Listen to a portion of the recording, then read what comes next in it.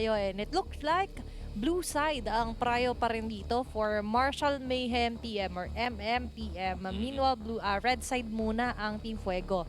Ako I'm excited to see kung paano na ma-apply mga turo ni Fuego. Yan. Yung sarili nila mga contents. On to, sabihin natin, apply on na competitive way. Kasi di ba minsan iba rin yung paglaro mo sa RG at paglaro mo pagdating sa global ban. At dito masusubukan nga natin on to their moves muna sa mapa. Ano ba ang mga apat nating mapa?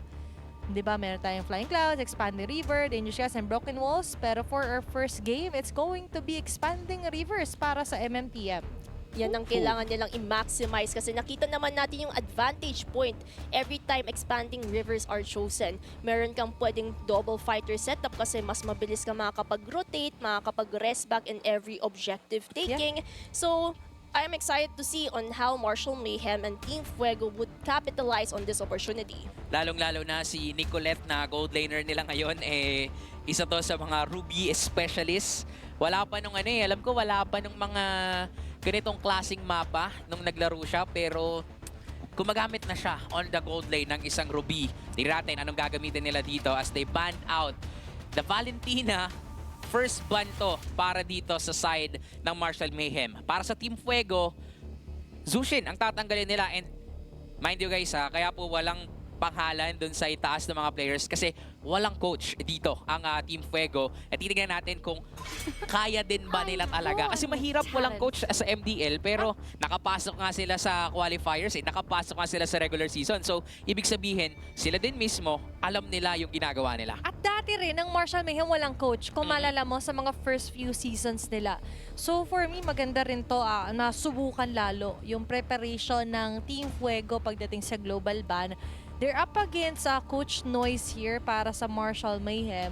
And as we've mentioned, ang content creators naman to, may slight idea, advantage din sila when it comes to discussing yung mga patch notes na pwede nilang mapakinabangan talaga ng gusto dito sa kanilang magiging draft. And dito din yung somehow unique approach of Team Fuego kasi nga wala silang coach, so mas magre-rely sila in terms of how they feel like going for a team fight, kung ano yung mas pabor sa kanila. So wala man silang third-person perspective kasi yun din yung role bilang coach.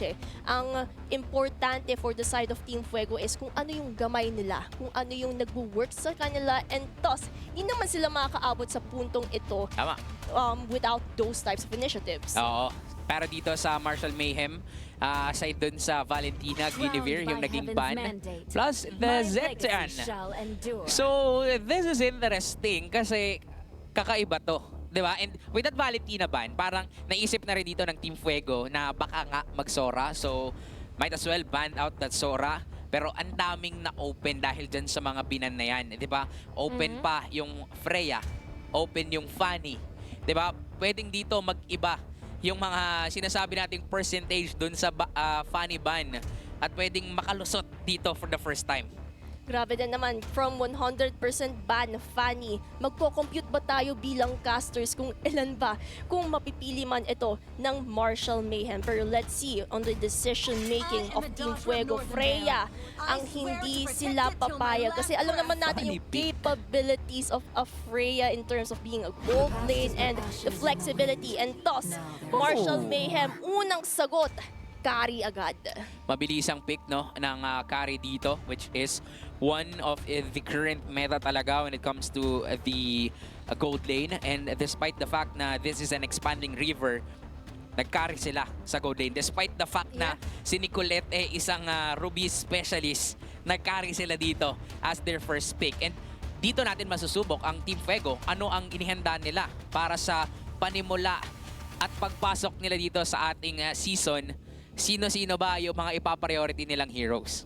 Kung sakali man, maganda dito na pinakawalan ni Fanny kasi medyo takaw mata yung Fanny, pero madali kasi siya in fundamentals na mapigilan. So you would want more of a stable hero kahit wala yung mga purple buff ko sakali, laban na laban kapag dating sa mga objective fights. And a perfect way is just to get the Suyu for now here para sa Team Fuego Far. And pinartneran agad nila to ng Kimi. For me, interesting take to. Might as well makikita natin here para sa side naman ng Marshall Mayhem. Pwede silang kumuha ng YSS din before get bans out para dito sa side naman ng Team Fuego. Oh, wow. Or Uy, sabayan sa objective. Pwede rin kukunin ng Marshall Mayhem Oh, wow. as well as the Kalea. So nandyan na yung possible combination of a Kalea combo na pwedeng gawin ng Marshall Mayhem. And of course, for the side of Team Fuego, parang they're also trying to limit as to why they have picked the Kimi. They're trying to limit yung double marksman setup na pwedeng gawin ng Marshall Mayhem. Pero since nakuha na nga ito ng Team Fuego, Marshall Mayhem opted to go for another direction. Nandyan naman yung utility, nandyan yung tankiness, sustainability coming in from a Kalea as well as a carry na kayang-kayang tunawin yung mga members ng Team Fuego. Ang tao pa nga nila, kasi meron ng Kimi dito, so mapopoke din talaga yung isang Fredrin. Pero since nandyan nga yung isang Kalea, kaya naman nilang tumagal, di ba? Because of the surge of life. So now, para sa Team Fuego, nag-maximize sila dito agad ng isang Harit since open to. And isa to sa mga kayang sumabay talaga sa laning against a carry. And at the same time, yung ano kasi, yung isang Harit, yung hero na kaya mong iwan sa gold lane eh. 'Di ba? And also, nandyan din naman yung sabihin na nating insurance nila na Kimi if ever mapupugo dito yung kanilang gold laner. Pero now, heading into the bans, wala pang mga EXP laners. Specifically, for Team Fuego, XP sa roam ang wala sila. Sa kabilang banda naman, mid lane plus XP ang wala sa Marshall Mayhem. Kaya naman understandable dito yung Parsa ban din, kung sakali. Pero ang interesting nga, hinahayaan nila yung Eve yung open. Eve is open still here para sa Marshall Mayhem. Pero ngayon sa Marshall Mayhem, vice versa naman, trying to limit naman yung roam here para kay Angry SP. So, Minotaur is out for this game. Pero may mga likes of Gatot Kacha pa na open dito kung sakali. Grak is also open pa pala para sa segment na to. Still open that they can utilize. Pwede nilang gamitin unless i-ban out either from Marshall Mayhem side. Kasi syempre, kapag merong pader na haharang sa isang Kalea, medyo mahihirapan siyang pumosisyon, mahihirapan siya kung paano mag-tsunami slam at huliin yung mga squishy heroes coming in from Team Fuego. And for Marshall Mayhem, they're also trying to limit yung mga tanky and at the same time Wow. sustainability Wow! heroes. But interestingly enough, Team Fuego has banned the Odette. Baka daw kasi pinamanan ni Cinderella kay Wendell. Kaya nga eh. Yun pala yun. Okay, baka may ganun kasi naipapasa. Better to be safe than sorry later on. Napagandang ban.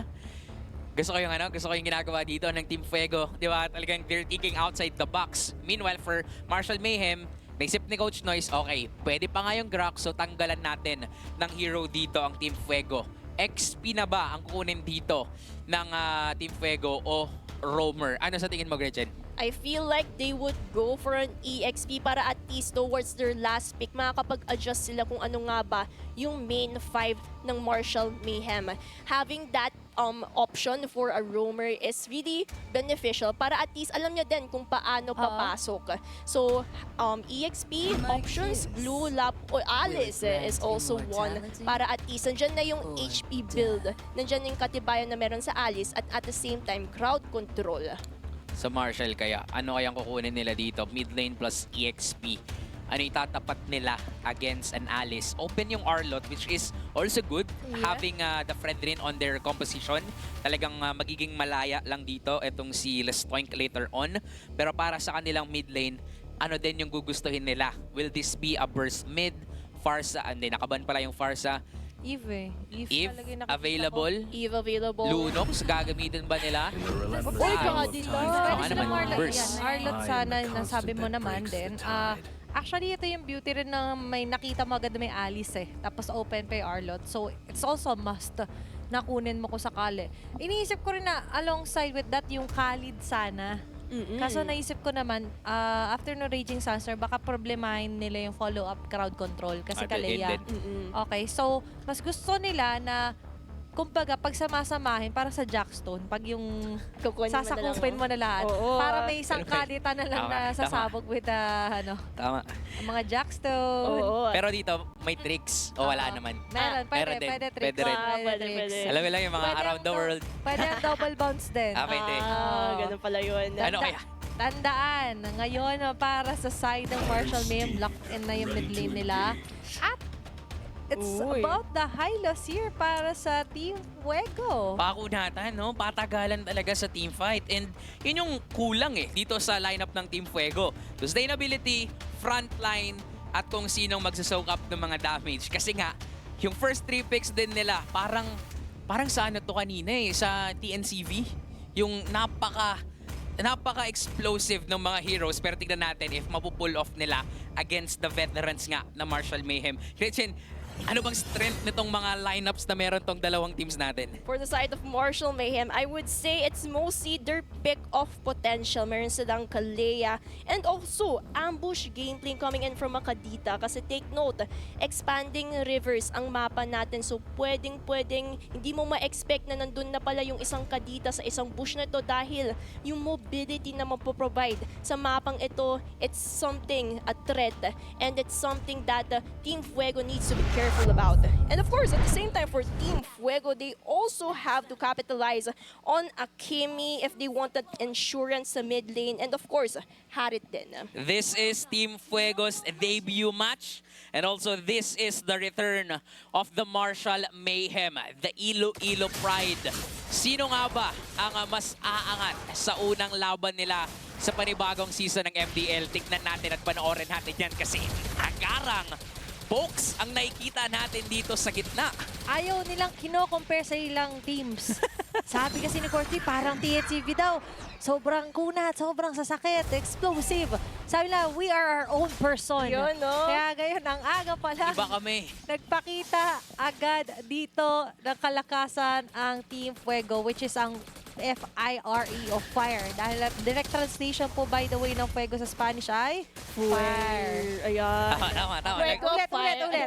Ang direct translation po ng Fuego sa Spanish ay fire. Yan. Ganyan dito. At least nagkasundo na kayong dalawa. Very good, very Hindi, tama. Baka kasi malito yung iba sa mga viewers natin at isipin, sino ba yung fire? Oo. Sila din ang Team Fuego. Pero Dami pa naman naghahanap sa kanila. kaya nga Oo, nasan ba yung Team Fuego? Diba? And dito, naglalaro na sila. Kalaban nila ang Marshall Mayhem. Ooh. Wow! Grabe naman. Ayan yung mga naghahanap. Grabe talaga ang Team Fuego, ang fan favorite para dito sa ating season na to. 82% ang bumoto at naniniwalang sila ang mananalo for this series. And for Yeah. Marshall Mayhem, what they need to do, kailangan nilang ipakita yung pride nga bilang mga taga-Iloilo. Matatranslate kaya yan. As we move forward dito, sakto, mismo in a few seconds magre-respond naman na yung unang paggong ng laban. Formation-wise, ay importante manote na may kalamangan din dito ang Team Fuego. Dahil nga, ready na later on yung mga Glorious Pathway. Pero bako yata maging ready ang lahat ng yan, Tas. ay hindi maging ready sila Clarence dahil yan ang unang pupuhunan nila Hennessy. Grabe, no? Low health agad dito. Yung ilan sa mga miyembro ng Marshall Oh. Mayhem. Pasok. Whiptail! First blood! Sabay na kuha ng kill! Okay, ayan na yung kinakatakot natin instant burst pero si Kiana pa rin makakakuha dito ng pagong. Team Fire ay sumusugod pa rin. Pinalibag. Tsunamis na, Uy, sabi maklara flicker. sa pilitan. Clarence. Nabagback away. Buta pa rin ng Doom Waltz. It's going to be a kill here para sa Team Fuego. Turtle secured by Marshall Mayhem. Pero kills naman ang ikanalamang dito ng Team Fuego. Nakuha man ng Marshall Mayhem yung turtle. Ang importante is na-equalize din naman ito ng Team Fuego. They were able to go for that post-turtle punish and toss. Hindi masyadong malaki yung difference when it comes to the Yes. economy, when it comes to, of course, the KDA itself. At with that, they can also have the time to reset things accordingly para in preparation sa susunod na bagong naman. Mainit din talaga sila Nikolai dun sa itaas. As in, ang gusto nilang puruhan, sila Stoink. Samantalang dito ang Marshall Mayhem, nagiging maganda rin yung mga pang-surpresa nitong si Windel. Lalong-lalo na doon sa first turtle take. Diba? Ang na-pick off niya, si Nikolai. Diba? Which is, yun yung naging reason bakit nanalo ang Marshall Mayhem sa isang turtle objective. Pero masyado pang maaga para magsabi tayo kung sino ba talaga yung may hawak ng kalamangan dito. But then again, ang ayaw ng Marshall Mayhem, mahayaan itong si Camps at si Angry Feds na tumaba. As then again, Dalawang scaling heroes to at may hirapan sila for the late game. And of course, for the side of Windel, kailangan niya din somehow target lock kung sino man yung kaya niyang i-burst. Pero the main conflict here is for the side of Team Fuego, dalawa yung naka-purify. Kayang-kaya nilang tumakas sa mga tricky situation that Windel will set up. As long side with that, may Revitalist pa yung isa, yung Hylos. So, the better na makapag-burst ang Marshall Mayhem, the earlier the better rather. Pero ngayon for Team Fuego naman, it's all about retaining and sustaining yung upcoming clashes natin. Yun nga. Dahil nga, the earlier the better, instant yung mga burst na gusto mo for Marshall Mayhem because of the Kadita. Pag yun ang na-eliminate mo for Team Fuego, yun yung edge nyo. Pero sa ngayon, yung turtle natin magre-respawn and a few seconds 5v5 yata. in dito. 5-on-5 is wow! coming in! At maganda yung guli doon ni Clarence onto the members here of Team Fuego. 9-on-2 naman na pagpasok dito yung Angry Friends. Galit na siya. Totoo yung galit niya with the Salmon Force. No dashes. Synchrovision in. Oh my God! Mayhem. Pero ito ang counterplay. Initiation here para sa Marshall Mayhem. Stun. Stun. With a Dom the strike. Tatama rin dito kay Hennessy. Even the Crimson Team ay mahuhuli pa rin.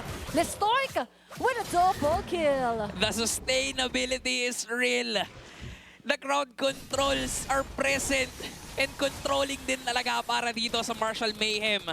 Hindi kinaya pa ng Fuego dito yung mismong patagalan sa teamfights kasi kulang pa yung mga items nila. At yan din naman kasi yung kailangan natin emphasize, no? Kailangan pa ng Team Fuego yung oras to build the enough items para masustain kung ano mang burst damage yung meron ang Marshall Mayhem. Marshall Mayhem right now, it's looking good. On their side, lalo na naka-genius one na si Windel. Kayang-kaya niya na mag-burst down ng mga heroes. And at the same time, every time na burn yung Purify nila, Angry Feds. Yan na yung parang go signal din ng Marshall Mayhem na, ayan, wala na yung Purify, mag-tsunami slam na din tayo. Lagi mo dapat i-expect pag may sinet up, mag-rough waves agad ka dito si Windel. So that's why for Team Fuego, ito yung kailangan nilang ilayo. Hindi mag-succeed sa mapipick off si Clarence sa ma-burst down ng mga ibang mga members siya. Kumbaga, misplace Windel when it comes to the clashes. Kaya dun medyo nag-fail, diba? Kasi naging off yung trajectory nung pag-dive in ni Windel. That's why hindi naging successful yung burst. Kung burst na hinahanap ng Marshall Mayhem. Tsaka si SP yung tinry nilang bigyan eh. Ang kaso lang napakakunat din Okay lang talaga kay SP. ng isang Hylos dito. So nakikita natin na Marshall Mayhem is really trying na palakihin pa yung kalamangan na meron sila. Yeah. Unfortunately for them, ready kasing mag-counterplay dito ang Team Fuego. Now that the turtle is up once again, sino ba ang makakasecure niyan? Kasi si Keanu, dalawang turtle na na-secure niya kanina. Traction pulse, wala masyadong tatamaan. But instead, si Angry SP ngayon, hinahain yung sarili niya. Pinakalikod Nakita na naman si Nikolai! Ay, si Nikolai pa yung matatanggal. Just before the turtle take, it's a free turtle here para kay Keanu. Umabada agad dito. Nandun yung mga palo na magagaling dito kay Lestoic. Yung Glorious Pathway, ginagamit pantakas. Hennessy with a Throne of Ruin. Hitting members here onto Marshall Mayhem. Pero walang makukuhang casualty dito ang Team Fuego. Sobrang commendable ni Lestoic at ni Windel para pahirapan si Nikolai. That is why yung 3 turtles napasa kamay ng Marshall Mayhem. And if you're going to notice yung trajectory ni Windel, parating niyang sinaspot on si Nikolai. Parang sabi ng Marshall Mayhem, ayun lang target mo eh. Pero Grabe. before anything else, sabi niya mag-iba naman ng target and toss comes was the casualty Yep. of that. The squeeziest and the juiciest of them all. Magaling magulang pumili ito sa Windel, ha.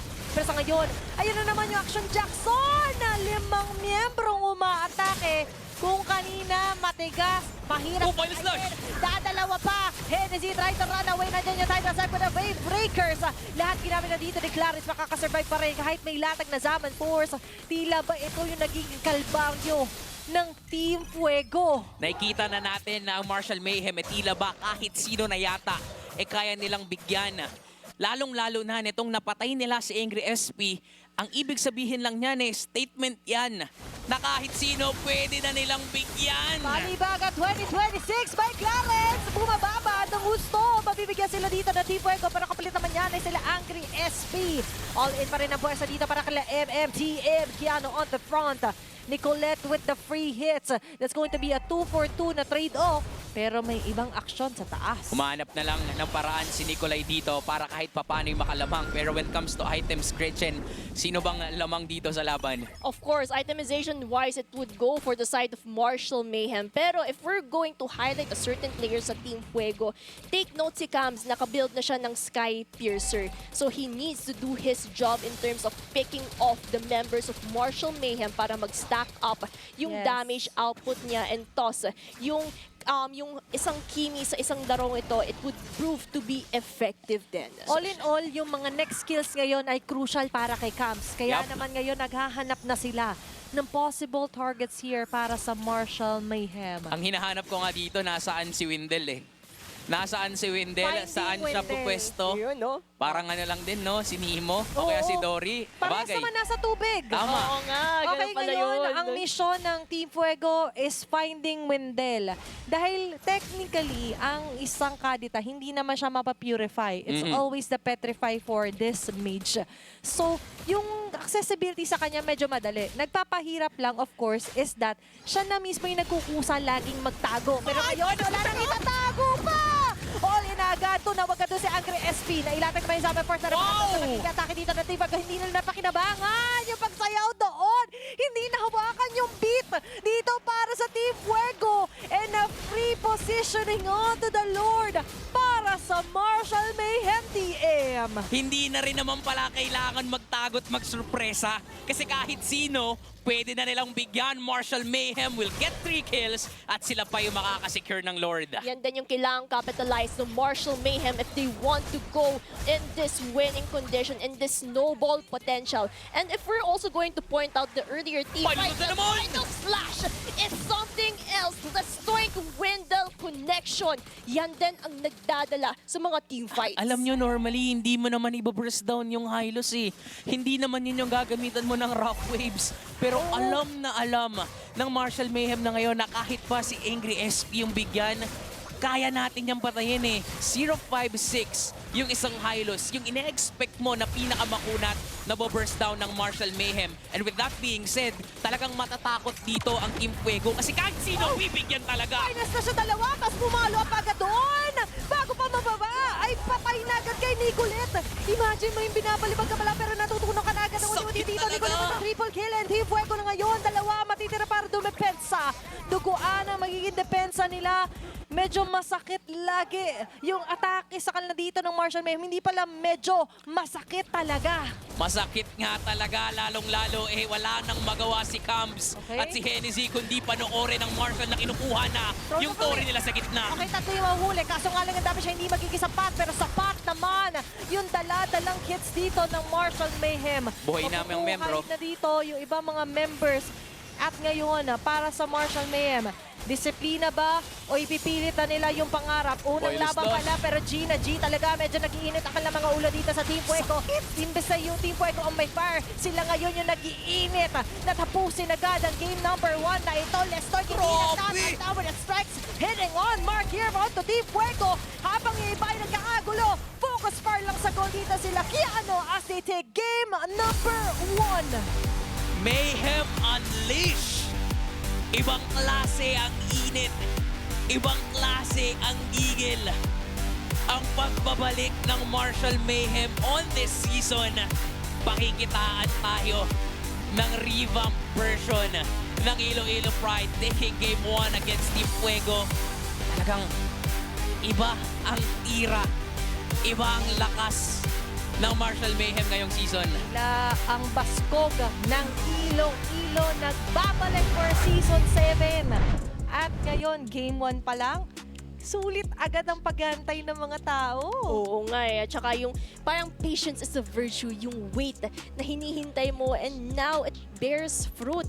Dahil for the side of Martial Mayhem, they were able to take Game 1 and that dominant run. Ang ganda ng mga connection nila with one another. Tila ba sila yung hindi na-revamp? Parang sila ang upgraded version ng kanilang sarili. Yup, bringing in the Mayhem para sa game number 1.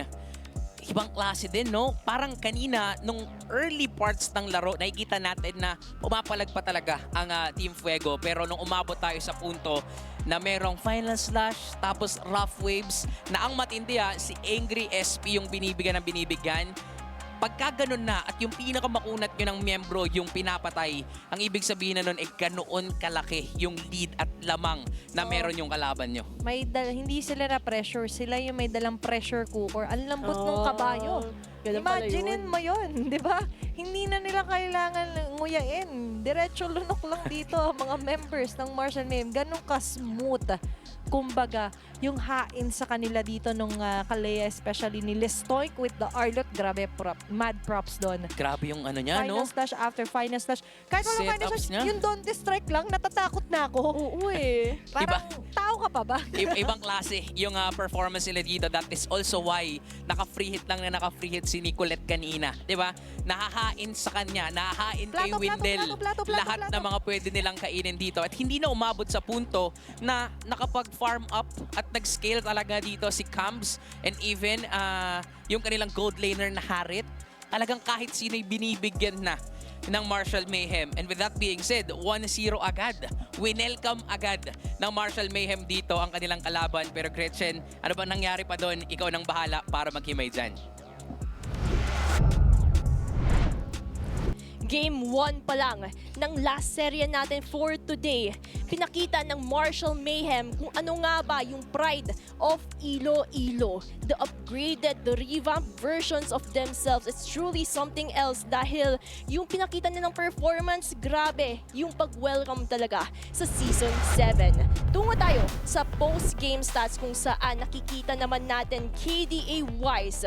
We can definitely see that Martial Mayhem has that upper hand sa mga teamfight initiations. Hinighlight nga natin earlier the connection between the Stoinks and Windel.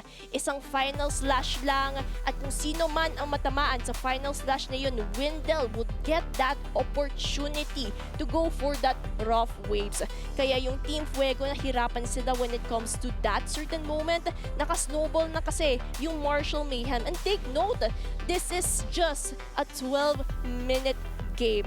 Nakarangkada na agad sila Nicolette and of course, yung mga tanky heroes na papagtunayan na kaya nilang promonta, mag-defense and offense din for Martial Mayhem. Itemization-wise, so kita mo, highlighting dito si Nicolette, isa na lang ang kailangan niya para maramdaman natin yung true damage of a carry. In contrast sa Team Fuego kung saan nahihirapan sila. Highlight natin si Nicolai here kasi kita naman natin naka 5 death siya in that certain moment. Kasi parati nga tina-target ni Windel si Nicolai in every opportunity possible and thus mas nabigyan espasyo si Kiano bilang Federin para lumayag, para umarangkada din bilang that tankiness. And with that, sino nga ba MVP natin? Of course, yung nagsiswimming lang sa river sa Land of Dawn. Si Bossing Windel. Kita naman natin na yung kanyang target lock in terms of Nicolai, it really paved the way for Martial Mayhem to get the early game objectives and punish sa mga teamfight initiations.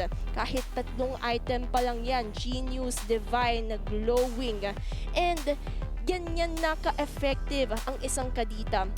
Yung meron ka pang kasamang expanding rivers kung saan mas mapapabilis yung mobility ng isang kadita na pwede siyang sa isang corner, going to the mid lane, going to the bottom lane.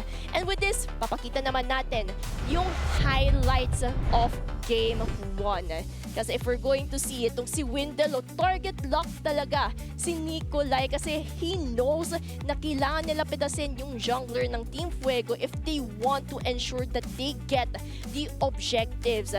And when it comes naman sa usapang post-turtle punish, they can also go for it although nasasagutan naman ng Team Fuego yung damage output talaga ng Lestoink, Windel, Nicolette. Maramdaman na natin in those early game stages and that rough waves tinatry pa naman kontrahin ng Team Fuego yan, pero the positioning itself na didisrupt kung paano sila dedepensa. And look at that!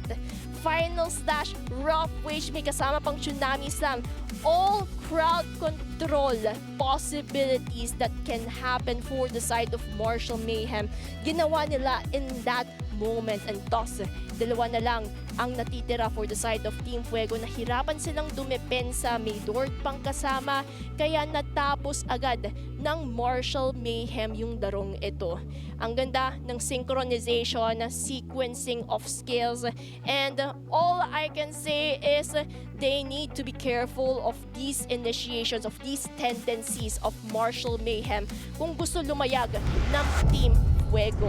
And as we going to remind our viewers, this is just Game 1. Best of 3 series pa ito. So kung sino man po ang unang team na makapuntos na dalawa, sila po ang magwawagi sa serye. And let's see kung paano ba mag-a-adapt ang Team Fuego sa mga pinakitang galawan ng Martial Mayhem. With this, let's go back to our panel.